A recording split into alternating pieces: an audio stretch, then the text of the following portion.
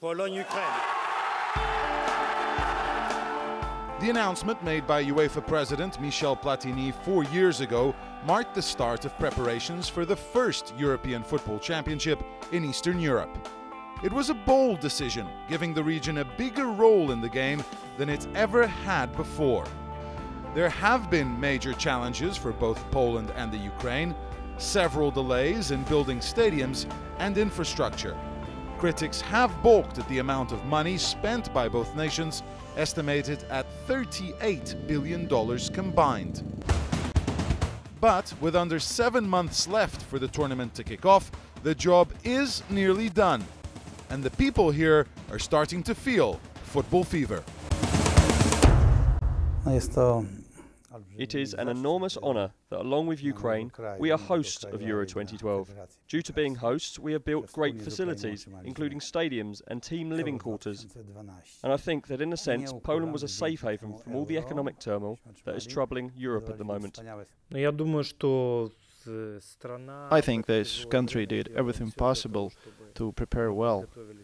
And I think there is much more we will do to welcome the players, but what is more important, to welcome the fans. From the bottom of our hearts, we want to show the world our beautiful country. The tournament will start here at Warsaw's Olympic Stadium, one of 4 arenas Poland had to deliver for the competition. They have all been built, and the communications director for Poland's organizing committee, Mikołaj Piotrowski, told me he's happy with the progress made on all accounts.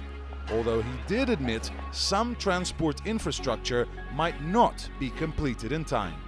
We know that not everything will be completed till Euro 2012, but today we can say that a lot of important investment projects will be completed 3 to 5 years sooner than without Euro scenario. So I think it was worth to see Michel Platini opening the envelope in Cardiff in 2007 with the name of Poland and Ukraine in terms of change of our country, and I think today it's a fact.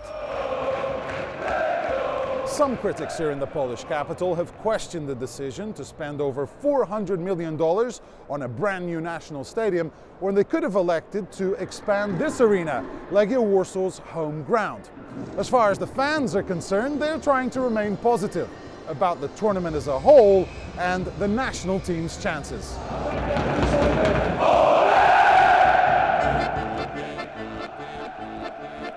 There's no question football here is still very much the country's #1 passion. I think that it is the main national sport, and every Polish person ranks football as #1. Just like all football fans all over the world, we are very passionate. Over in the Ukraine, fans love football just as much. I think football is the greatest game in Ukraine, and our people very like football. If you ask people on the street here, I am sure every second person would say they are passionate about football, especially because the Euro is coming.